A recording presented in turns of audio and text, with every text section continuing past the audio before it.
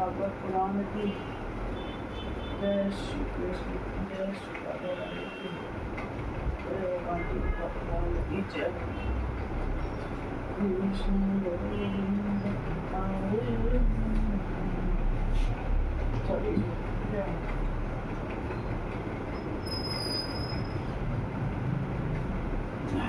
आज आना अपना 31वां अध्याय।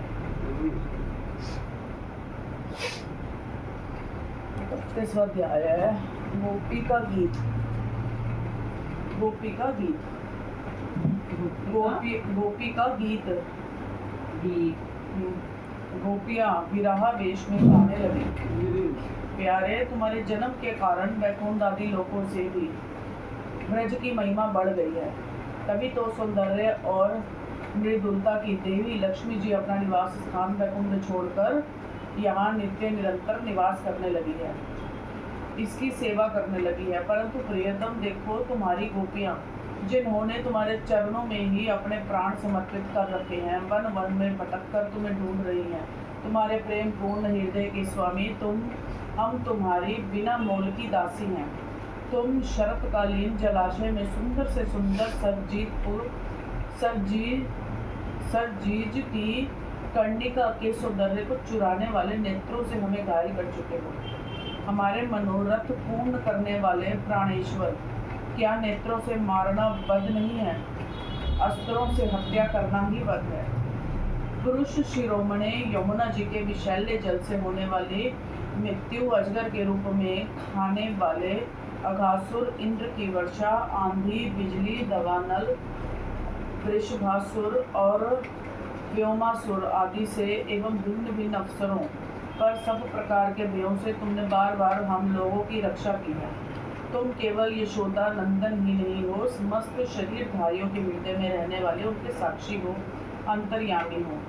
सखे, ब्रह्मा जी की प्रार्थना से विश्व की रक्षा करने के लिए तुम यदु वंश में अवतीर्ण हुए हो। अपने प्रेमियों की अभिलाषा पूर्ण करने वालों में अग्रगण्य यदु वंश शिरोमणि, जो लोग जन्म मृत्यु रूप संसार के चक्कर से डरकर तुम्हारे चरणों की शरण ग्रहण करते हैं, उन्हें तुम्हारे कर कमल अपनी छत्र छाया में लेकर अभय कर देते हैं। हमारे प्रियतम, सबकी लालसा विलासाओं को पूर्ण करने वाला वही कर कमल जिससे तुमने लक्ष्मी जी का हाथ पकड़ा है, हमारे सर पर रख दो। ब्रजवासियों के दुख दूर करने वाले वीर शिरोमणि श्याम सुंदर, तुम्हारी मंद मंद मुस्कान की एक उज्ज्वल रेखा ही तुम्हारे प्रेमी जनों के सारे मान मद को चूर चूर कर देने के लिए पर्याप्त है। हमारे प्यारे सखा, हमसे रूठो मत, प्रेम करो। हम तो तुम्हारी दासी हैं, तुम्हारे चरणों पर निछावर है। हम अबलाओं को अपना वह परम सुंदर सांवला सांवला मुख कमल दिखलाओ। तुम्हारे चरण कमल शरणागत प्राणियों के सारे पापों को नष्ट कर देते हैं। वे समस्त सौंदर्य माधुर्य की खान है और स्वयं लक्ष्मी जी उनकी सेवा करती रहती हैं। तुम उन्हीं चरणों से हमारे बच्चों के पीछे पीछे चलते हो और हमारे लिए उन्हें सांप के फनों तक पर रखने में भी तुमने संकोच नहीं किया। हमारा हृदय तुम्हारी विरह व्यथा की आग से जल रहा है। तुम्हारी मिलन की आशंका हमें सता रही है। तुम अपने वे ही चरण हमारे वक्षस्थल पर रखकर हमारे हृदय की ज्वाला को शांत कर दो। कमल नयन, तुम्हारी वाणी कितनी मधुर है, उसका एक एक पद, एक एक शब्द, एक एक अक्षर मधुराती मधुर है। बड़े बड़े विद्वान इसमें रस जानते हैं, उस पर अपना सर्वस्व निछावर कर देते हैं। तुम्हारी उसी वाणी का रसास्वादन करके तुम्हारी आज्ञाकारिणी दासी गोपियाँ मोहित हो रही हैं। दानवीर, अब तुम अपना दिव्य अमृत से भी मधुर अदर रस पिलाकर हमें जीवन दान दो, छका दो। प्रभु, तुम्हारी लीला कथा भी अमृत स्वरूप है। विरह से सताए हुए लोगों के लिए तो वह जीवन सर्वस्व ही है। बड़े बड़े ज्ञानी महात्माओं, भक्त कवियों ने उसका गान किया है। वह सारे पाप तो मिटाती ही है, साथ ही श्रवण मात्र से परम मंगल परम कल्याण दान भी करती हैं। वह परम सुंदर, परम मधुर और बहुत विस्तृत भी है। जो तुम्हारी उस लीला कथा का गान करते हैं, वास्तव में भूलोक में वे ही सबसे बड़े दाता हैं।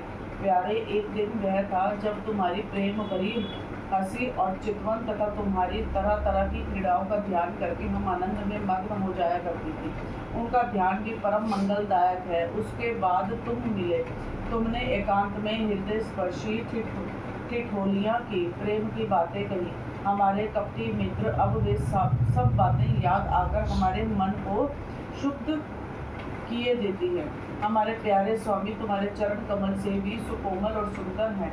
जब तुम गौओं को चराने के लिए ब्रज से निकलते हो, तब यह सोचकर कि तुम्हारे वे युगल चरण कंकड़ तिनके और कुछ कांटे गड़ जाने से कष्ट पाते होंगे, हमारा मन बेचैन हो जाता है। हमें बड़ा दुख होता है।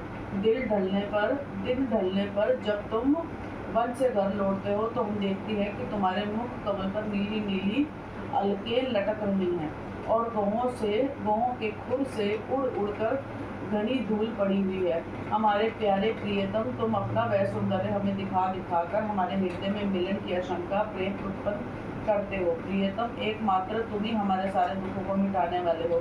तुम्हारे चरण कमल शरणागत भक्तों की समस्त अभिलाषाओं को पूर्ण करने वाले हैं।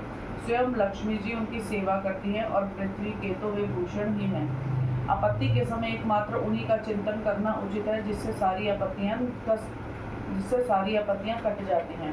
कुंज बिहारी, तुम अपने वे परम कल्याण स्वरूप चरण कमल हमारे वक्षस्थल पर रखकर हृदय की व्यथा शांत कर दो। वीर शिरोमणि, तुम्हारा अधरामित मिलन के सुख को आशंका को बढ़ाने वाला है। वह विरह जन्य समस्त शोक संताप को नष्ट कर देता है। यह गाने वाली बांसुरी भली भांति उसे चूमती रहती है। जिन्होंने एक बार उसे पी लिया, उन लोगों को फिर दूसरों की आसक्तियों का स्मरण भी नहीं होता। हमारे वीर, अपना वही अधरामित्र हमें वितरण करो, पिलाओ। हमारे प्यारे, दिन के समय जब तुम वन में विहार करने के लिए चले जाते हो, तब तुम्हें देखे बिना हमारे लिए एक एक क्षण युग के समान हो जाता है। और जब तुम संध्या के समय लौटते हो तथा घुंघराली अलकों से युक्त तुम्हारा परम सुंदर मुखार बिंद हम देखती है, उस समय पलकों का गिरना हमारे लिए भार हो जाता है और ऐसा जान पड़ता है कि इन नेत्रों की पलकों को बनाने वाला विधाता मूर्ख है। प्यारे श्याम सुंदर, हम अपने पति पुत्र भाई बंधु और कुल परिवार का त्याग कर उनकी इच्छा और आज्ञाओं का उल्लंघन करके तुम्हारे पास आई हैं। हम तुम्हारी एक एक चाल जानती है, संकेत समझती है और तुम्हारे मधुर गान की गति समझकर उसी से मोहित होकर यहाँ आई हैं। कपटी, इस प्रकार रात्रि के समय आई हुई युवतियों को तुम्हारे सिवा और कौन छोड़ सकता है। प्यारे, एकांत में तुम मिलन की आशंका प्रेम भाव को जगाने वाली बातें करते थे, ठिठोली करके हमें छेड़ते थे। तुम प्रेम भरी चितवन से हमारी ओर देखकर मुस्कुरा देते थे और हम देखती थी तुम्हारा वह विशाल वक्षस्थल जिस पर लक्ष्मी जी नित्य निरंतर निवास करती हैं। तब से अब तक निरंतर हमारी लालसा बढ़ती ही जा रही है और हमारा मन अधिकाधिक मुग्ध होता जा रहा है। प्यारे, तुम्हारी यह अभिव्यक्ति ब्रज वनवासियों के संपूर्ण दुख ताप को नष्ट करने वाली और विश्व का पूर्ण मंगल करने के लिए है। हमारा हृदय तुम्हारे प्रति लालसा से भर रहा है। कुछ थोड़ी सी ऐसी औषधि दो जो तुम्हारे निज जनों के हृदय रोग को सरता निर्मूल कर दे। तुम्हारे चरण कमल से भी सुकुमार है। उन्हें हम अपने कठोर स्तनों पर भी डरते डरते बहुत धीरे से रखती है कि कहीं उन्हें चोट न लग जाए। उन्हीं चरणों से तुम रात्रि के समय घोर जंगल में छिपे छिपे भटक रहे हो। क्या कंकड़ पत्थर आदि की चोट लगने से उनमें पीड़ा नहीं होती? हमें तो इसकी संभावना मात्र से ही चक्कर आ जाता है। हम अचेत होती जा रही हैं। श्री कृष्ण श्याम सुंदर प्राणनाथ, हमारा जीवन तुम्हारे लिए है, हम तुम्हारे लिए जी रही हैं, हम तुम्हारे हैं। 32वां अध्याय। भगवान का प्रकट होकर गोपियों को सांत्वना देना।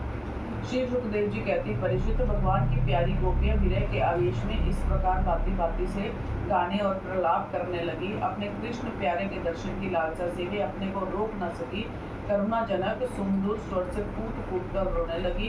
ठीक उसी समय उनके बीचों बीच भगवान श्री कृष्ण प्रकट हो गए। उनका मुख कमल मंद मंद मुस्कान से खिला हुआ था, गले में वनमाला थी, पीताम्बर धारण किए हुए थे। उनका यह रूप क्या था, सबके मन को मथ डालने वाले कामदेव के मन को भी मथने वाला था। कोटि कोटि कामों से भी सुंदर परम मनोहर प्राण वल्लभ श्याम सुंदर को आया देख गोपियों के नेत्र प्रेम और आनंद से खिल उठे। वे सब के सब एक ही साथ इस प्रकार उठ खड़ी हुई मानो प्राणहीन शरीर में दिव्य प्राणों का संचार हो गया हो।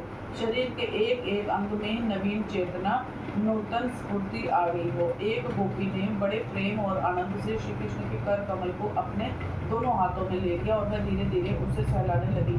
दूसरी गोपी ने उसके चंदन चर्चित भुज दंड को अपने कंधे पर रख लिया। तीसरी सुंदरी ने भगवान का चढ़ाया हुआ पान अपने हाथों में ले लिया। चौथी गोपी, जिसके हृदय में भगवान के वीर से बड़ी जलन हो रही थी, बैठ गई और उनके चरण कमलों को अपने वक्ष स्थल पर रख लिया।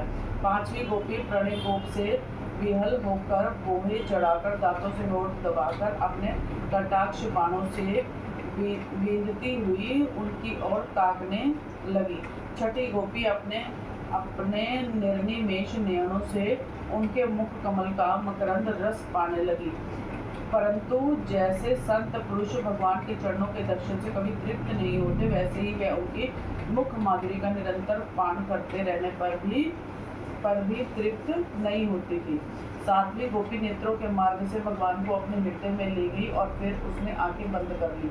अब मन ही मन भगवान का आलिंगन करने से उसका शरीर पुलकित हो गया, रोम रोम खिल उठा और वह सिद्ध योगियों के समान परमानंद में मग्न हो गई। परीक्षित, जैसे मुमुक्ष जन परम ज्ञानी संत पुरुष को प्राप्त करके संसार की पीड़ा से मुक्त हो जाते हैं, वैसे ही सभी गोपियों को भगवान श्री कृष्ण के दर्शन से परम आनंद और परम उल्लास प्राप्त हुआ। उनके विरह के कारण गोपियों को जो दुख हुआ था, उससे वे मुक्त हो गई और शांति के समुद्र में डूबने उतारने लगी। परीक्षित, यो तो भगवान श्री कृष्ण अच्युत और एक रस है, उनका सौंदर्य और माधुर्य निरतिशय है। फिर भी विरह व्यथा से मुक्त हुई गोपियों के बीच में उनकी शोभा और भी बढ़ गई। ठीक वैसे ही जैसे परमेश्वर अपने नित्य ज्ञान बल आदि शक्तियों से सेवित होने पर भी शोभायमान होता है। इसके बाद भगवान श्री कृष्ण ने उन ब्रज सुंदरियों को साथ लेकर यमुना जी के कुलीन में प्रवेश किया। उस समय खिले हुए कुंद और मंदार के पुष्पों की सुरभि लेकर बड़ी ही शीतल और सुगंधित मंद वायु चल रही थी और उसकी महक से मतवाले होकर भोरे इधर उधर मंडरा रहे थे। शरद पूर्णिमा के चंद्रमा की चांदनी अपनी निराली ही छटा दिखला रही थी। उसके कारण रात्रि के अंधकार का तो कहीं पता ही ना था। सर्वत्र आनंद मंगल का ही सब साम्राज्य छाया था। वह कुलीन क्या था, यमुना जी ने स्वयं अपनी लहरों के हाथों भगवान की लीला के लिए सुकोमल बालुका का रंगमंच बना रखा था। परीक्षित, भगवान श्री कृष्ण के दर्शन से गोपियों के हृदय में इतने आनंद और इतने रस का उल्लास हुआ कि उनके हृदय की सारी आदि व्याधि मिट गई। जैसे कर्मकांड की श्रुतियाँ उसका वर्णन करते करते अंत में ज्ञान कांड का प्रतिपादन करने लगती है और फिर वे समस्त मनोरथों से ऊपर उठ जाती है, कृत्य हो जाती है। वैसे ही गोपियाँ भी पूर्ण काम हो गई। अब उन्होंने अपने वक्ष स्थल पर लगी हुई रोली केसर से चिन्हित ओढ़नी को अपने परम प्यारे सुहृद श्री कृष्ण के विराजने के लिए बिछा लिया। बड़े बड़े योगेश्वर अपने योग साधन से पवित्र किए हुए हृदय में जिनके लिए आसन की कल्पना करते रहते हैं, किंतु फिर भी अपने हृदय सिंहासन पर बिठा नहीं पाते, वही सर्वशक्ति भगवान यमुना जी की रेती में गोपियों की ओढ़नी पर बैठ गए। सहस्त्र गोपियों के बीच में उनसे पूजित होकर भगवान बड़े ही शोभायमान हो रहे थे। परीक्षित, तीनों लोकों में तीनों कालों में जितना भी सौंदर्य प्रकाशित होता है, वह सब तो भगवान के बिंदु मात्र सौंदर्य का आभास भर है। वे उसके एकमात्र आश्रय हैं। भगवान श्री कृष्ण अपने इस अलौकिक सौंदर्य के द्वारा उनके प्रेम और आशंका को और भी उभार रहे थे। गोपियों ने अपनी मंद मंद मुस्कान विलासपूर्ण चितवन और तिरछी भुजाओं से उनका सम्मान किया। किसी ने उनके चरण कमलों को अपनी गोद में रख दिया तो किसी ने उनके कर कमलों को में उनके संस्पर्श का आनंद लेते हुए कभी कभी कह उठते हुए कितना सुकुमार है, कितना मधुर है। इसके बाद श्री कृष्ण के छिप जाने से मन ही मन तनिक रूठ कर उनके मुंह से ही उनका दोष स्वीकार कराने के लिए वे कहने लगी। गोपियों ने कहा, नट नागर, कुछ लोग तो ऐसे होते हैं जो प्रेम करने वालों से ही प्रेम करते हैं और कुछ लोग प्रेम ना करने वालों से भी प्रेम करते हैं, परंतु कोई कोई दोनों से ही प्रेम नहीं करते। प्यारे, इन तीनों में तुम्हें कौन सा अच्छा लगता है? भगवान श्री कृष्ण ने कहा, मेरी प्यारी सखियों, जो प्रेम करने पर प्रेम करते हैं उनका तो सारा उद्योग स्वार्थ को लेकर है, लेकिन देह मात्र है, ना तो उनमें सौहार्द है और ना तो धर्म। उनका प्रेम केवल स्वार्थ के लिए ही है, इसके अतिरिक्त उनका और कोई प्रयोजन नहीं है। सुंदरियों, जो लोग प्रेम ना करने वालों से भी प्रेम करते हैं, जैसे स्वभाव से करुणाशील सज्जन और माता पिता, उनका हृदय सौहार्द से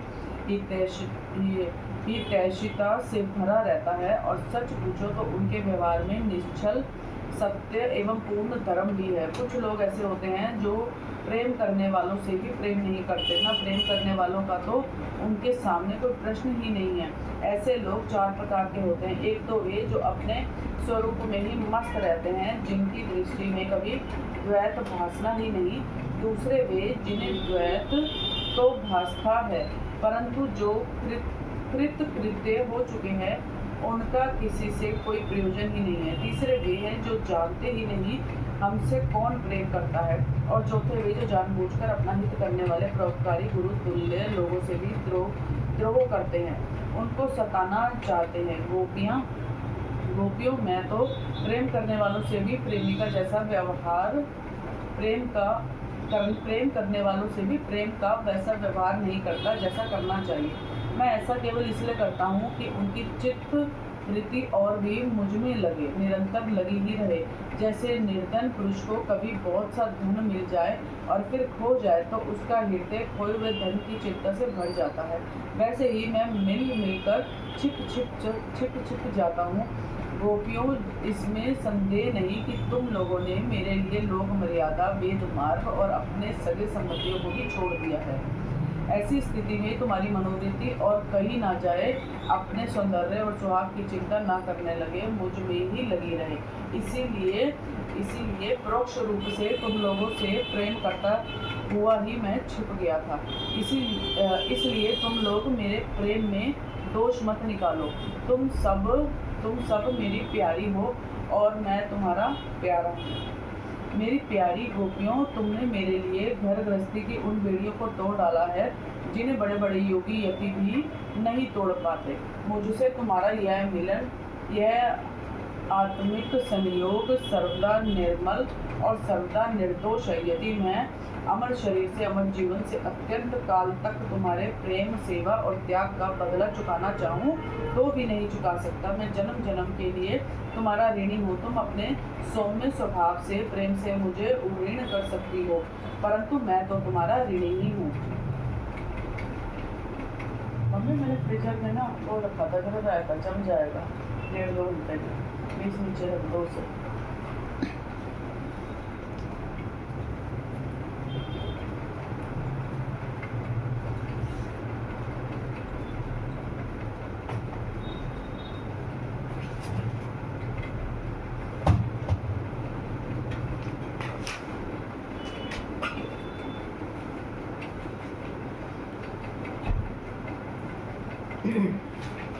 अच्छा, अब है 35वां अध्याय, महारास। श्री सुखदेव जी कहते हैं, राजन, गोपियां भगवान की इस प्रकार प्रेम भरी सुमधुर वाणी सुनकर जो कुछ विरह जन्य ताप शेष था उससे भी मुक्त हो गई और सौंदर्य, माधुर्य निधि, प्राण प्यारे के अंग संग से सफल मनोरथ हो गई। भगवान श्री कृष्ण की प्रेयसी और सेविका गोपियां एक दूसरे की बाह में बाह डाले खड़ी थी। उन स्त्री रत्नों के साथ यमुना जी के पुल्लीन पर भगवान ने अपनी रसमयी रास क्रीड़ा प्रारंभ की। संपूर्ण योगों के स्वामी भगवान श्री कृष्ण दो दो गोपियों के बीच में प्रकट हो गए और उनके गले में अपना हाथ डाल दिया। इस प्रकार एक गोपी और एक श्री कृष्ण, यही क्रम था। सभी गोपियां ऐसा अनुभव करती थी कि हमारे प्यारे तो हमारे ही पास हैं।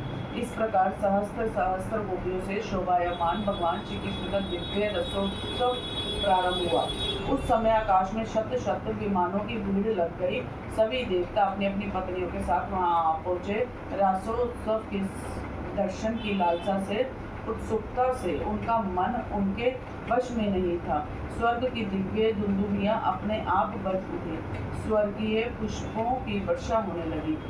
गंधवर्धन गंधर्वगण अपनी अपनी पत्नियों के साथ भगवान के निर्मल यश का गान करने लगे। रास मंडल में सभी गोपियां अपने प्रियतम श्याम सुंदर के साथ नृत्य करने लगी। उनकी कलाइयों के कंगन, पैरों के पायजेब और गर्दनी के छोटे छोटे घुंघरू एक साथ बज उठे। असंख्य गोपियां थी, इसीलिए यह मधुर ध्वनि भी बड़े ही जोर की हो रही थी। यमुना जी की रमन रीति पर ब्रज सुंदरियों के बीच में भगवान श्री कृष्ण को बड़ी अनोखी शोभा हुई। ऐसा जान पड़ता था मानो अविनत पीली पीली दमकती हुई सुवर्ण मणियों के बीच में ज्योतिर्मयी नीलमणि चमक रही हो। नृत्य के समय गोपियां तरह तरह के ठुमक कर अपने पाँव कभी आगे बढ़ाती और कभी पीछे हटा लेती। कभी गति के अनुसार धीरे धीरे पाँव रखती तो कभी बड़े वेग से बड़ी चाक की तरह घूम जाती। कभी अपने हाथ उठाकर भाव बताती तो कभी विभिन्न प्रकार से उन्हें चमकाती। कभी बड़े कलापूर्ण ढंग से मुस्कुराती तो कभी घोड़े मटकाती। नाचते नाचते उनकी पतली कमर ऐसी लचक जाती थी मानो टूट गई हो। झुकने, बैठने, उठने और चलने की फुर्ती से उनके स्तन हिल रहे थे तथा वस्त्र उड़े जा रहे थे। कानों के कुंडल हिलकर कपोलों पर आ जाते थे। नाचने के परिश्रम से उनके मुंह पर पसीने की बूंदें झलकने लगती थी। केशों की चोटियां कुछ ढीली पड़ गई थी, नीवी की गांठें खुली जा रही थी। इस प्रकार नटवर नंदलाल की परम प्रेयसी गोपियां उनके साथ गा गाकर नाच रही थी। परिचित उस समय ऐसा जान पड़ता था मानो बहुत से श्री कृष्ण तो सावले सावले मेघमंडल और उनके बीच बीच में चमकती हुई गोपियां खिजली हैं। उनकी शोभा असीम थी। गोपियों का जीवन भगवान की रति है, प्रेम है। वे श्री कृष्ण से सटक कर नाचते नाचते ऊंचे स्वर से मधुर गान कर रही थी। श्री कृष्ण का संस्पर्श पाकर और भी आनंद मग्न हो रही थी। उनके राग रागनियों से पूर्ण गान से ये सारा जगत अब भी गूंज रहा है। कोई गोपी भगवान के साथ साथ उनके स्वर में स्वर मिलाकर गा रही थी। वह श्री कृष्ण के स्वर की अपेक्षा और भी ऊंचे स्वर से राग आलापने लगी। उसके विलक्षण और उत्तम स्वर को सुनकर वे बहुत ही प्रसन्न हुए और वाह वाह करके उनकी प्रशंसा करने लगे। उसी राग को एक दूसरी सखी ने द्रुपद में गाया। उसका भी भगवान ने बहुत सम्मान किया। एक गोपी नृत्य करते करते थक गई। उसकी कलाइयों से कंगन और चोटियों से बेला के फूल खिसकने लगे। तब उसने अपने बगल में ही खड़े मुरली मनोहर श्याम सुंदर के कंधे को अपनी बाँह से कसकर पकड़ लिया। भगवान श्री कृष्ण ने अपना एक हाथ दूसरी गोपी के कंधे पर रखा था। वह स्वयं से तो कमल के समान सुगंध से युक्त था ही उस पर बड़ा सुगंधित चंदन का लेप भी था। उसकी सुगंध से वह गोपी पुलकित हो गई। उसका रोम रोम खिल उठा। उसने झट से उसे चूम लिया। एक गोपी नृत्य कर रही थी। नाचने के कारण उसके कुंडल हिल रहे थे।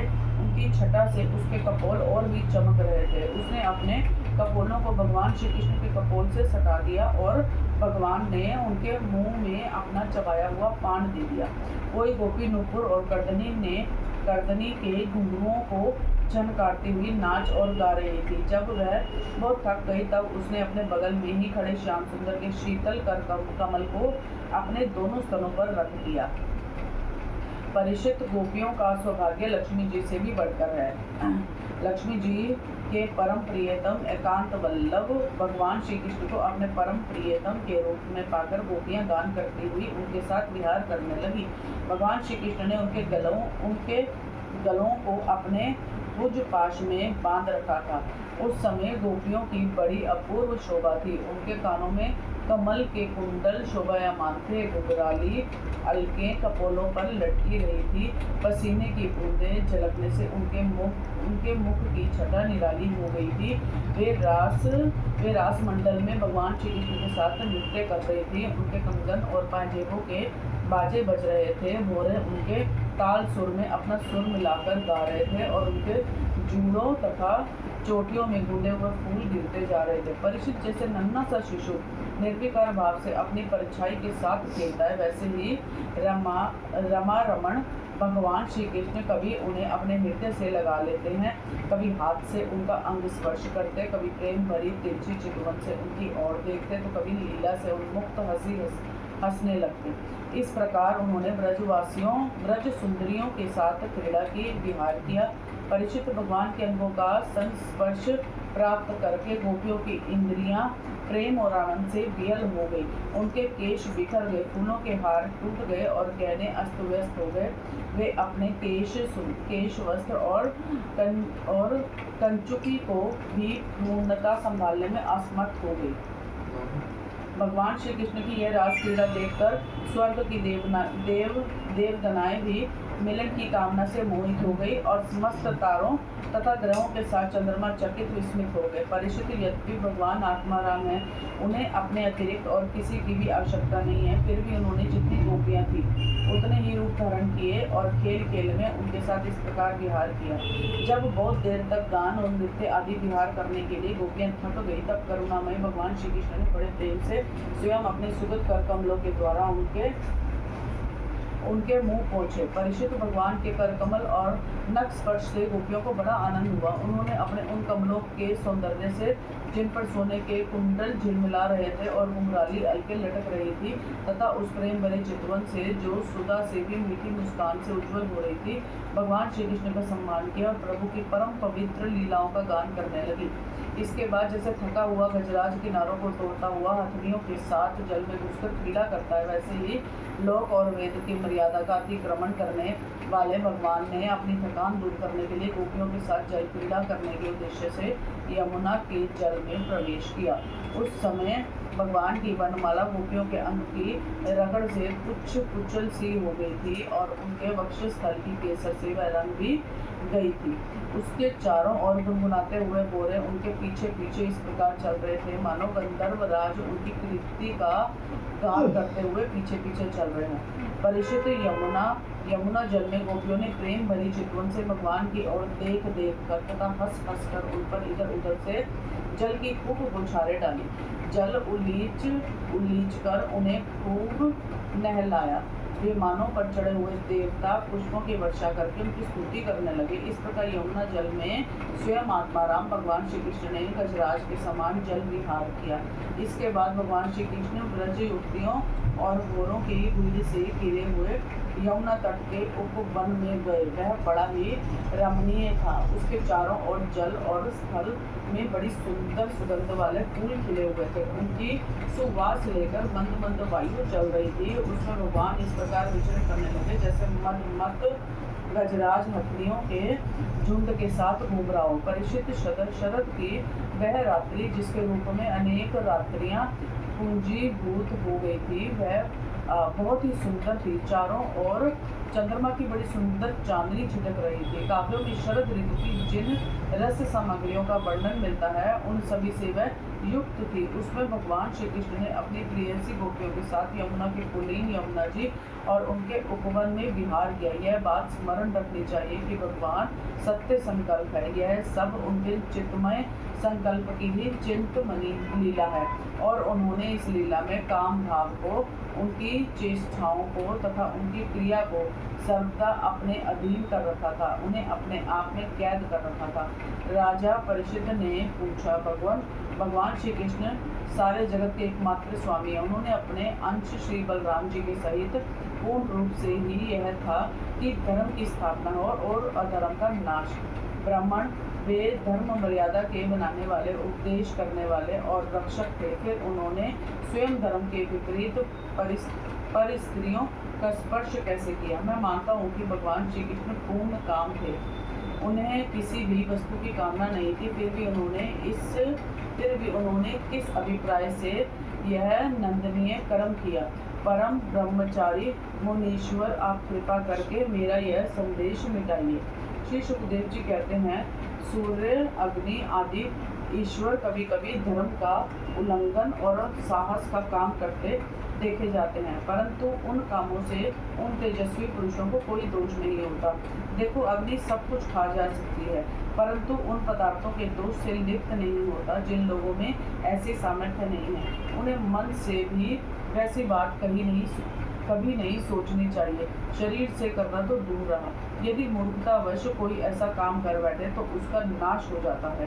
भगवान शंकर ने हलाहल विष पी लिया था, दूसरा कोई भी पिए वह जलकर भस्म हो जाएगा। इसीलिए इस प्रकार के जो शंकर आदि ईश्वर हैं, अपने अधिकार के अनुसार उनके वचन को ही सत्य मानना और उसी के अनुसार आचरण करना चाहिए। उनके आचरण का अनुकरण तो कहीं ही किया जाता है, इसलिए बुद्धिमान पुरुष को चाहिए कि उनका जो आचरण उनके उपदेश के अनुकूल हो उसी को जीवन में उतारे। परिचित वे सामर्थ्यवान पुरुष अहंकारीहीन होते हैं। शुभ कर्म करने में उनका कोई सांसारिक स्वार्थ नहीं होता और अशुभ कर्म करने में नुकसान नहीं होता। वे स्वार्थ और नष्ट से ऊपर उठे होते हैं। जब उन्हीं के संबंध में ऐसी बात है, तब जो पशु पक्षी मनुष्य देवता आदि समस्त चराचर जीवों को एकमात्र प्रभु सर्वेश्वर भगवान है, उनके साथ मानवीय शुभ और अशुभ का संबंध कैसे जोड़ा जा सकता है। जिनके चरण कमलों के रज का सेवन करके भक्तजन तृप्त हो जाते हैं, जिनके साथ योग प्राप्त करके उसके प्रभाव से योगी जन अपने सारे कर्म बंधन काट लेते हैं, और विचारशील ज्ञानी जन जिनके तत्व का विचार करके तत्व स्वरूप हो जाते हैं तथा समस्त कर्म बंधनों से मुक्त होकर स्वच्छंद विचरते हैं, वे ही भगवान अपने भक्तों की इच्छा से अपना चिन्मय श्री विग्रह प्रकट करते हैं। तब भला उनमें कर्म बंधन की कल्पना ही कैसे हो सकती है। गोपियों के, उनके पतियों के और संपूर्ण शरीरधारियों के अंतः कारणों में जो आत्मा रूप से विराजमान है, जो सबके साक्षी और परम पिता है, वही तो अपना दिव्य चिन्मय श्री विग्रह प्रकट करके ये लीला कर रहे हैं। भगवान जीवों पर कृपा करने के लिए ही अपने को मनुष्य रूप में प्रकट करते हैं और ऐसी लीलाएं करते हैं जिन्हें सुनकर जीव भगवत परायण हो जाए। ब्रजवासी गोपों ने भगवान श्री कृष्ण में तनिक भी दोष बुद्धि की। वे उनकी योग माया से मोहित होकर ऐसा समझ रहे थे कि हमारी पत्नियां हमारे पास ही हैं। ब्रह्मा की रात्रि के बराबर वह रात्रि बीत गई। ब्रह्म मुहूर्त आया, भोलेनाथ भी आ गए, फिर आसुरी वो भी आए, कहते गोपी बन के बीच में आगे करने लगे वो प्रभु के साथ। आ गया है क्या पता? हाँ, देनी तो चाहिए। ब्रह्म मुहूर्त आया, यद्यपि गोपियों की इच्छा अपने घर लौटने की नहीं थी, फिर भी भगवान श्री कृष्ण की आज्ञा से ही अपने अपने घर चली गई, क्योंकि वे अपनी प्रत्येक चेष्टा से, प्रत्येक संकल्प से केवल भगवान को ही प्रसन्न करना चाहती थी। परिशुद्ध जो धीर पुरुष ब्रज युक्तियों के साथ भगवान श्री कृष्ण के इस चिन्मय रास विलास का श्रद्धा के साथ बार बार श्रवण और वर्णन करता है, उसे भगवान के चरणों में पराभक्ति की प्राप्ति होती है और वह बहुत ही शीघ्र अपने हृदय के रोग काम विकार से छुटकारा पा जाता है। उसका काम भाव सर्वदा के लिए नष्ट हो जाता है। इसी चला दी हरी, रिमोट इधर मेरे हाथ में दे दो।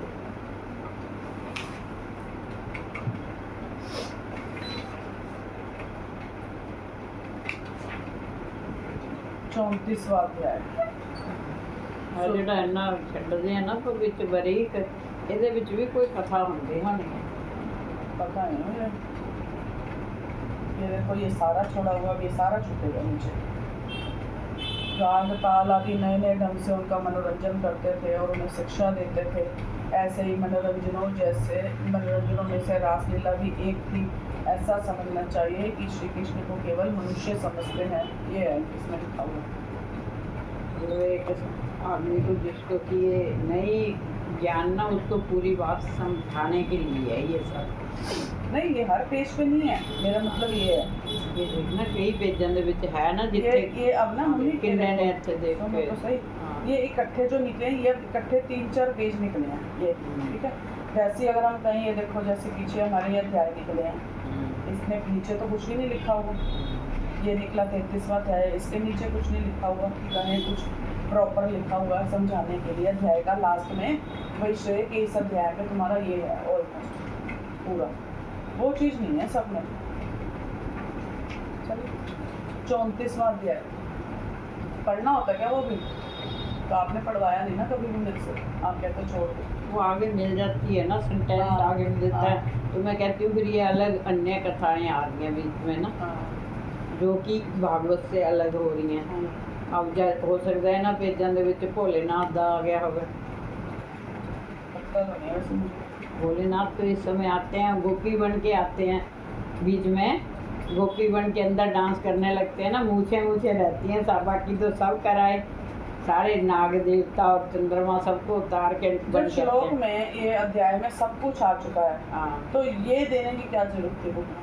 हमें वही तो कह रही हूँ ना, इसमें कुछ अलग से होता होएगा, एक दिन पढ़ के देखेंगे तो पता चलेगा कि इसमें क्या होता है। 34वां अध्याय सुदर्शन और शंखचूड़ का उद्धार। श्री सुखदेव जी कहते हैं, परीक्षित, एक बार नंद बाबा आदि गोपों ने शिवरात्रि के अवसर पर बड़ी उत्सुकता, कौतूहल और आनंद से भर भर कर बैलों से जुटी हुई गाड़ियों पर सवार होकर अंबिकावन की यात्रा की। राजन, वहाँ उन लोगों ने सरस्वती नदी में स्नान किया और सर्वांतर्यामी पशुपति भगवान शंकर जी का तथा भगवती अंबिका जी का बड़ी भक्ति से अनेक प्रकार की सामग्रियों के द्वारा पूजन किया। वहाँ उन्होंने आदरपूर्वक गौमय, सोना, वस्त्र,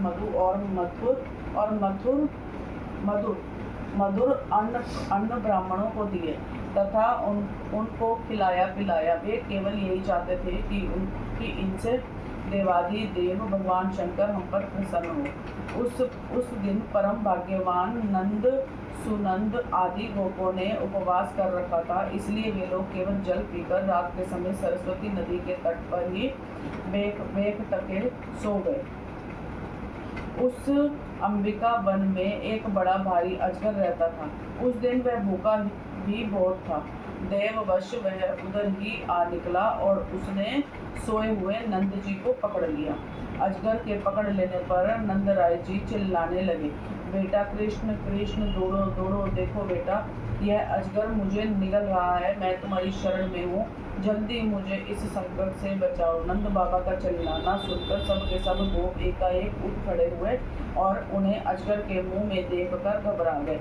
अब वे लोकाड़ियों से उस अजगर को मारने लगे, किंतु लोकाड़ियों से मारे जाने और जलने पर भी अजगर ने नंद बाबा को छोड़ा नहीं। इतने में ही भक्त वत्सल्य भगवान श्री कृष्ण ने वहां पहुंचकर अपने चरणों से उस अजगर को छू लिया। भगवान के श्री चरणों का स्पर्श होते ही अजगर के सारे अशुभ भस्म हो गए और वह उसी क्षण अजगर का शरीर छोड़कर विद्याधरा चित्र स्वार्थ सुंदर रूपवान बन गया। उस पुरुष के शरीर से दिव्य ज्योति निकल रही थी। वह सोने के हार पहने हुए था। जब वह प्रणाम करने के बाद हाथ जोड़कर भगवान के सामने खड़ा हो गया, तब उन्होंने उससे पूछा, तुम कौन हो? तुम्हारे अंग अंग से सुंदरता फूटी पड़ती है, तुम देखने में बड़े अद्भुत जान पड़ते हो, तुम्हें यह अत्यंत निंदनीय अजगर योनि क्यों प्राप्त हुई है? अवश्य ही तुम्हें विवश होकर इसमें आना पड़ा होगा। अजगर के शरीर से निकला हुआ पुरुष बोला, भगवान, मैं पहले एक विद्याधर था, मेरा नाम था सुदर्शन, मेरे पास सौंदर्य तो था ही, लक्ष्मी भी बहुत थी, इससे मैं विमान पर चढ़कर वहां से यहाँ घूमता रहता था।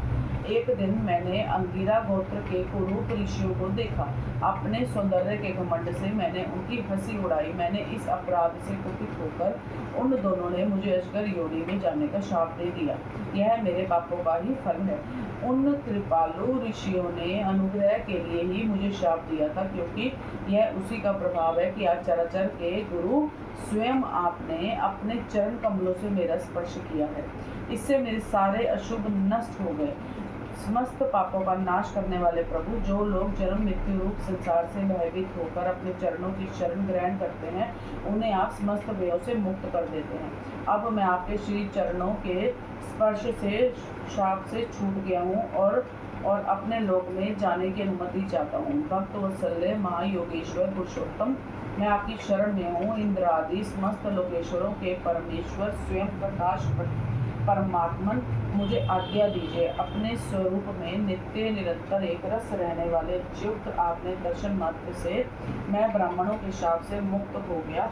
यह कोई आश्चर्य की बात नहीं है, क्योंकि जो पुरुष आपको नामों का उच्चारण करता है वे अपने आप को और समस्त श्रोताओं को भी तुरंत पवित्र कर देता है। फिर मुझे तो आपने स्वयं अपने चरण कमलों से स्पर्श किया है, जब तब भला मेरी मुक्ति में क्या संदेह हो सकता है। इस प्रकार सुदर्शन ने भगवान श्री कृष्ण से विनती की, परिक्रमा की और प्रणाम किया। फिर उनसे आज्ञा लेकर वह अपने लोक में चला गया और नंद बाबा इस भारी संकट से छूट गए। राजन, जब ब्रजवासियों ने भगवान श्री कृष्ण का यह अद्भुत प्रभाव देखा तब उन्हें बड़ा विस्मय हुआ। उन लोगों ने उस क्षेत्र में जो नियम ले रखे थे उनको पूर्ण करके वे बड़े आदर और प्रेम से श्री कृष्ण की उस लीला का गान करते हुए पुनः ब्रज में लौट आए। एक दिन की बात है, अलौकिक कर्म करने वाले भगवान श्री कृष्ण और बलराम जी रात्रि के समय वन में गोपियों के साथ विहार कर रहे थे। भगवान श्री कृष्ण निर्मल पीताम्बर और बलराम जी नीलांबर धारण किए हुए थे। दोनों के गले में फूलों के सुंदर सुंदर हार लटक रहे थे तथा शरीर में अंगराग सुगंधित चंदन लगा हुआ था और सुंदर सुंदर आभूषण पहने हुए थे। गोपियाँ बड़े प्रेम और आनंद से ललित स्वर में उन्हीं के गुणों का गान कर रही थी। अभी अभी सायंकाल हुआ था, आकाश में तारे उग रहे थे और चांदनी छिटक रही थी। बेला के सुंदर गंध से मतवाले होकर घोड़े इधर उधर गुनगुना रहे थे तथा जलाशय में खिली हुई कुमुदिनी की सुगंध लेकर वायु मंद मंद चल रही थी। उस समय उनका सम्मान करते हुए भगवान श्री कृष्ण और बलराम जी ने एक ही साथ मिलकर राग आलापा। उनका राग आरोह अवरोह स्वरों के उतार चढ़ाव से बहुत ही सुंदर लग रहा था। वह जगत के समस्त प्राणियों के मन और कानों को आनंद से भर देने वाला था। उनका वह गान सुनकर गोपियां मोहित हो गई। परीक्षित उन्हें अपने शरीर की भी सुधि नहीं रही। वे उस पर से खिसकते हुए वस्त्रों एवं चौकियों से बिखरते हुए पुष्पों को संभाल सके। जिस समय बलराम और श्याम दोनों भाई इस प्रकार स्वच्छंद विहार कर रहे थे और उन्मुक्त की भांति गा रहे थे, उसी समय वहां शंखचूड़ नामक एक यक्ष आया। वह कुबेर का अनुचर था। परीक्षित दोनों भाइयों के देखते देखते वह उन गोपियों को लेकर वे घट के उत्तर की ओर भाग चला, जिनके एकमात्र स्वामी भगवान श्री कृष्ण ही हैं। वे गोपियां उस समय रो रो कर चिल्लाने लगी। दोनों भाइयों ने देखा कि जैसे कोई डाकू को लूट ले जाए, वैसे ही यह यक्ष हमारी प्रेयसियों के लिए जा रहा है और वे हाँ कृष्ण हाँ राम पुकार कर रो पिट रही है। उसी समय दोनों भाई उसकी ओर दौड़ पड़े। डरो मत, इस प्रकार अभय वाणी कहते हुए हाथ में शाल का वृक्ष लेकर बड़े वेग से क्षण भर में ही उस नीच यक्ष के पास पहुंच गए। यक्ष ने देखा कि काल और मृत्यु के समय ये दोनों भाई मेरे पास आ पहुंचे, तब वह मूड घबरा गया। उसने गोपियों को वहीं छोड़ दिया, स्वयं प्राण बचाने के लिए भागा। तब स्त्रियों की रक्षा करने के लिए बलराम जी तो वहीं खड़े रह गए, परंतु भगवान श्री कृष्ण जहाँ जहाँ वह भाग कर गया उसके पीछे पीछे दौड़ते रहे। वे चाहते थे कि उसके सिर की चूड़ामणि निकाल ले। कुछ ही दूर जाने पर भगवान ने उसे पकड़ लिया और उस दुष्ट के सर पर कसकर एक घूसा जमाया और चूड़ामणि के साथ उसका सर भी धड़ से अलग कर दिया। इस प्रकार भगवान श्री कृष्ण शंखचूड़ को मारकर और वह चमकीली मणि लेकर लौट आए तथा सब गोपियों के सामने ही उन्होंने बड़े प्रेम से यह मणि बड़े भाई बलराम जी को दे दी। 35वां अध्याय। युगल गीत। श्री सुखदेव जी कहते हैं, परीक्षित, भगवान श्री कृष्ण के गौओं को चराने के लिए प्रतिदिन वन में चले जाने पर उनके साथ गोपियों का चित्त भी चला जाता था। उनका मन श्री कृष्ण का चिंतन करता रहता और वे वाणी से उनकी लीलाओं का गान करती रहती। इस प्रकार वे बड़ी कठिनाई से अपना दिन बिताती। गोपी आपस में कहती, अरे सखी, अपने प्रेमी जनों को प्रेम वितरण करने वाले और द्वेष करने वालों तक को मोक्ष दे देने वाले श्याम सुंदर नट नागर जब अपने बाई कपोरे को बाई बाह की ओर लटका देते हैं और अपनी भौएं नचाते हुए बांसुरी को अंधेरों से लगाते हैं। अधरों क्या होता है? बांसुरी को अधरों से लगाते हैं तथा अपनी सुकुमार उंगलियों को उसके छेदों पर फिराते हुए मधुर मधुर तान छेड़ते हैं। उस समय सिद्ध पत्नियां आकाश में अपने पति सिद्ध गणों के साथ विमानों पर चढ़कर आ जाती हैं और उस तान को सुनकर अत्यंत ही चकित तथा विस्मित हो जाती हैं। पहले तो उन्हें अपने पतियों के साथ रहने पर भी चित्त की यह दशा देखकर लज्जा मालूम होती थी, परंतु क्षण भर में ही उनका चित्त काम बाण से बिंद जाता है। वे विवश और अचेत हो जाती है। उन्हें इस बात की भी सुधि नहीं रहती कि उनकी नीवी खुल गई और उनके वस्त्र खिसक गए हैं। अरे गोपियों, तुम यह आश्चर्य की बात सुनो, ये नंद नंदन कितने सुंदर हैं। जब वे हंसते हैं तब हास्य रेखाएं हार का रूप धारण कर लेती हैं, शुभ्र मोती सी चमकने लगती हैं। अरे वीर, उनके वक्षस्थल पर लहराते हुए हार के हास्य की किरणें चमकने लगती हैं। उनके वक्षस्थल पर जो श्रीवत्स की सुनहरी रेखा है वह तो ऐसी जान पड़ती है मानो श्याम मेघ पर बिजली ही स्थिर रूप से बैठ गई है। वे जब दुखी जनों को सुख देने के लिए वीरियों के मृतक शरीर में प्राणों का संचार करने के लिए बांसुरी बजाते हैं, तब ब्रज के झुंड बैल गोएं और हरिण उनके पास ही दौड़ाते हैं। केवल आते ही नहीं सकी, दांतों से चबाया हुआ घास का ग्रास उनके मुंह में ज्यों का त्यों पड़ा रह जाता है। वे उसे ना निगल पाते हैं और ना तो उगल ही पाते हैं। दोनों कान खड़े करके इस प्रकार स्थिर भाव से खड़े हो जाते हैं मानो सो गए हैं या केवल भीत पर लिखे हुए चित्र हैं। उनकी ऐसी दशा होना स्वाभाविक ही है, क्योंकि यह बांसुरी की तान उनके चित्त को चुरा लेती है। हे सखी, जब वे नंद के लाडले लाल अपने सर पर मोर पंख का मुकुट बांध लेते हैं, घुंघराली अलकों में फूलों के गुच्छे खोस लेते हैं, रंगीन धातुओं से अपना अंग अंग रंग लेते हैं और नए नए पल्लवों से ऐसा वेश सजा लेते हैं जैसे कोई बहुत बड़ा पहलवान हो, और फिर बलराम जी तथा ग्वाल बालों के साथ बांसुरी में गौओं का नाम ले लेकर उन्हें पुकारते हैं।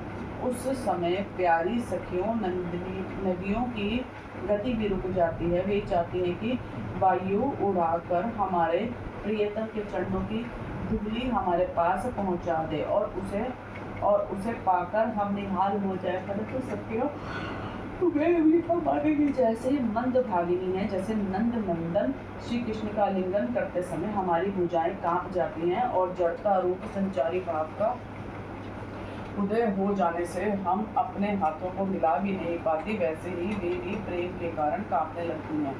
2-4 बार अपनी तरंग रूप भुजाओं को कांपते कांपते उठाती तो अवश्य है, परंतु फिर विवश होकर स्थिर हो जाती हैं, प्रेमावेश से स्तंभित हो जाती हैं। अरे वीर, जैसे देवता लोग अनंत और अचिंत्य ऐश्वर्यों के स्वामी भगवान नारायण की शक्तियों का गान करते हैं, वैसे ही ग्वाल बाल अनंत सुंदर नट नागर श्री कृष्ण की लीलाओं का गान करते रहते हैं। वे अचिंत्य ऐश्वर्य संपन्न श्री कृष्ण जब वृंदावन में विहार करते रहते हैं और बांसुरी बजाकर गिरिराज गोवर्धन की तराई में चढ़ती हुई गौओं को नाम ले लेकर पुकारते हैं, उस समय वन के वृक्ष और लताएं फूल और लदों से लद जाती हैं। उनके भार से डालियां झुक कर धरती छूने लगती है, मानो प्रणाम कर रही हो। वे वृक्ष और लताएं अपने भीतर भगवान विष्णु की अभिव्यक्ति सूचित करती हुई सी प्रेम से फूल उठती है। उनका रोम रोम खिल जाता है और सब की सब मधु धाराएं उड़ेलने लगती हैं। अरे सखी, जितनी भी वस्तुएं संसार में या उसके बाहर दिखने योग्य हैं, उनमें सबसे सुंदर, सबसे मधुर, सबके शिरोमणि हैं। ये हमारे मनमोहन उनके सावले ललाट पर केसर की खोर कितनी फबती है। बस देखते ही जाओ। गले में घुटनों तक लटकती हुई वनमाला, उसमें पिरोई तुलसी की दिव्य गंध और मधु से मत वाले होकर झुंड के झुंड भोरे बड़े मनोहर एवं उच्च स्वर से गुंजार करते रहते हैं। हमारे नट नागर श्याम सुंदर घोड़ों की उस गुनगुनाहट का आदर करते हैं और उन्हीं के स्वर में स्वर मिलाकर अपनी बांसुरी फूंकने लगते हैं। उस समय सखी उस मुनि जनमोहन संगीत को सुनकर सरोवर में रहने वाले सारस, हंस आदि पक्षियों का भी चित्त उनके हाथ से निकल जाता है, छिन जाता है। वे विवश होकर प्यारे श्याम सुंदर के पास आ बैठते हैं तथा आंखें मूंद कर चुपचाप चित्त एकाग्र करके उनकी आराधना करते हैं, मानो कोई विहंगम वृत्ति के दृश्यक परम हंस ही हो। भला कहो तो यह कितने आश्चर्य की बात है। अरे ब्रज देवियों, हमारे श्याम सुंदर जब पुष्पों के कुंडल बनाकर अपने कानों में धारण कर लेते हैं और बलराम जी के साथ गिरिराज के शिखरों पर खड़े होकर सारे जगत को हर्षित करते हुए बांसुरी बजाने लगते हैं। बांसुरी क्या बजाते हैं, आनंद में भरकर उसकी ध्वनि के द्वारा सारे विश्व का आलिंगन करने लगते हैं।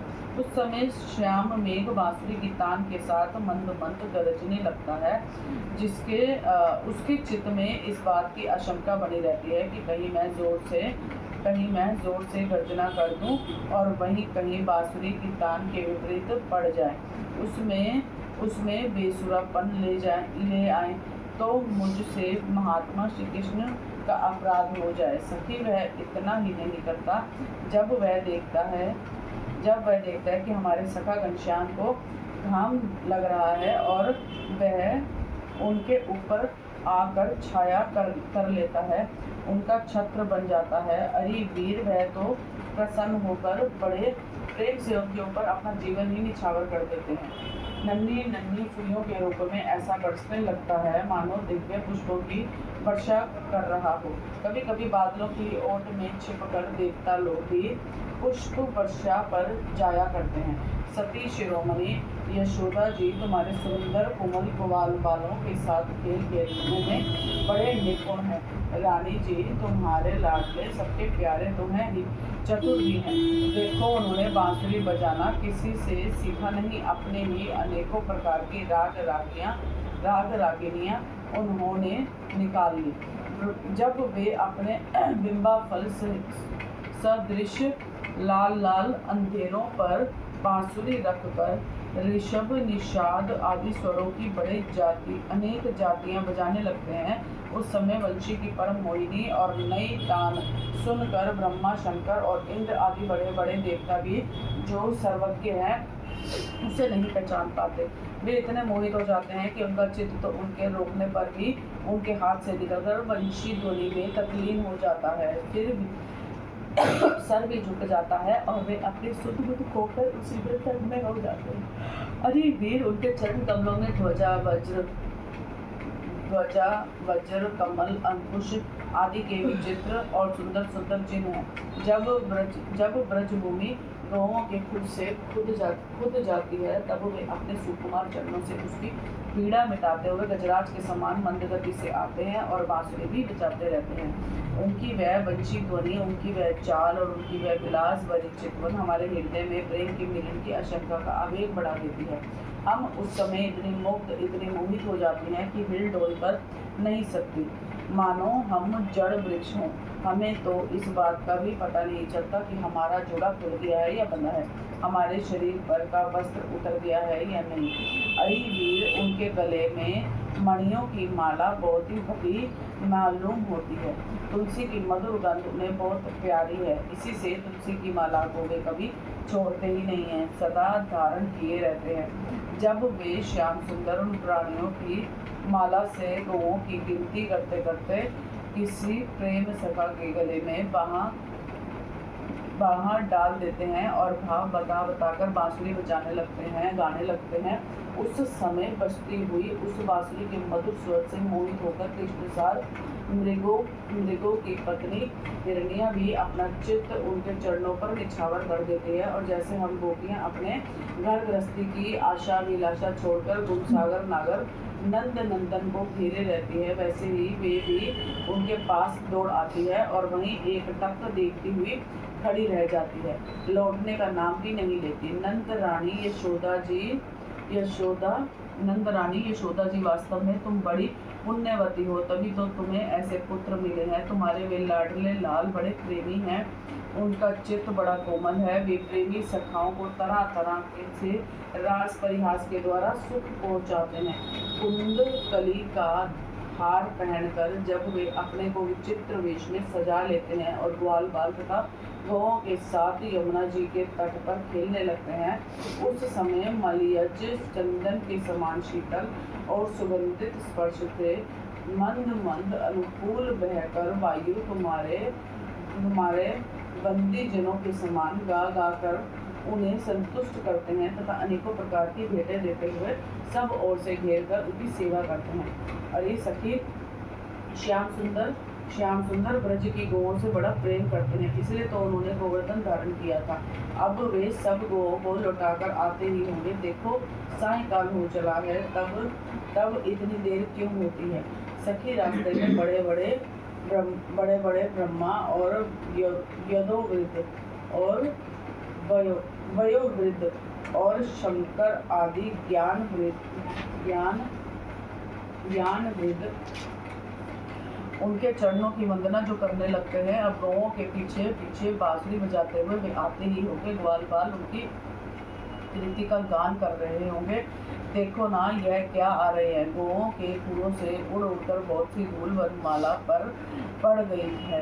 वे दिन भर जंगलों में घूमते घूमते थक गए हैं, फिर भी अपने इस शोभा से हमारी आंखों को कितना सुख, कितना आनंद दे रहा है। देखो, ये यशोदा की गोद से प्रकट हुए सबको आदित्य करने वाले चंद्रमा हम प्रेमी जनों की भलाई के लिए, हमारी आशा विलासों को पूर्ण करने के लिए ही हमारे पास चले आ रहे हैं। सखी, देखो कैसा सौंदर्य है। मंद भरी आंखें बहुत चढ़ी हुई हैं, कुछ ललाई लिए हुए कैसी भली जाग पड़ती है। गले में वनमाला लहरा रही है। गले में वनमाला लहरा रही है। सोने के कुंडलों की कांति से वे अपने कोमल कपोलों को अलकृत कर रहे हैं। इसी से मुंह पर अदब के बेर के समान कुछ पीलापन जान पड़ता है और रोम रोम से विशेष करके मुख कमल से प्रसन्नता फूटी पड़ती है। देखो, अब वे अपने सखा ग्वाल बालों का सम्मान करके उन्हें विदा कर रहे हैं। देखो देखो सखी, ब्रज विभूषण श्री कृष्ण गजराज के समान मंद भरी चाल से इस संध्या वेला में हमारी ओर आ रहे हैं। अब ब्रज में रहने वाली गौओं का, हम लोगों का दिन भर का असह्य विरह ताप मिटाने के लिए उदित होने वाले चंद्रमा की भांति ये हमारे प्यारे श्याम सुंदर समीप चले आ रहे हैं। श्री सुखदेव जी कहते हैं, परीक्षित, बड़भागिनी गोपियों का मन श्री कृष्ण में ही लगा रहता है। वे दिन में गौओं को चुराने के लिए वन में चले गए, तब वे उन्हीं का चिंतन करती रहती है और अपनी सखियों के साथ अलग अलग उन्हीं की लीलाओं का गान करके उसी में रम जाती है। इस प्रकार उनके दिन बीत जाते हैं। 36वां अध्याय।